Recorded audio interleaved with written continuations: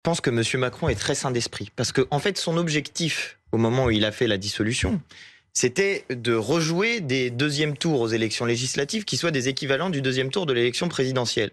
Et compte tenu du fait que la gauche était divisée aux élections européennes, ce contre quoi les Insoumis avaient lutté, nous voulions faire l'union de la gauche parce que nous avions envisagé que M. Macron pourrait dissoudre l'Assemblée nationale. Et nous, on avait même une hypothèse qui était à la limite encore pire, qui aurait été de dissoudre 3 semaines avant les élections européennes et de dire, bah voilà, les élections législatives auront lieu en même temps que les élections européennes. Ah, on aurait eu l'air malin, à gauche, si jamais on avait été dans cette situation-là. Puisque là, nous avons réussi à nous rassembler. Et donc, ce que disaient les Insoumis depuis le début, c'était que puisque nous avions réussi à faire un programme partagé aux élections législatives, il devait être assez possible de faire un programme partagé aux élections européennes. Ça n'a pas été fait, chacun a voulu faire de son côté. Maintenant, fort heureusement, nous avons réussi à nous rassembler de nouveau.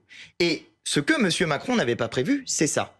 Le caillou dans la chaussure d'Emmanuel Macron, c'est la constitution du nouveau Front populaire. Parce que, imaginez une situation sans le nouveau Front populaire. Alors, il y aurait eu partout des candidatures diverses de gauche. Et ce qui se serait passé, c'est que la gauche aurait été éliminée de l'essentiel des deuxièmes tours de cette élection législative. Donc, il y aurait eu des deuxièmes tours Rassemblement national contre contre macronistes, et il aurait pu rejouer le jeu de les extrêmes, etc. Il faut battre Marine Le Pen, etc.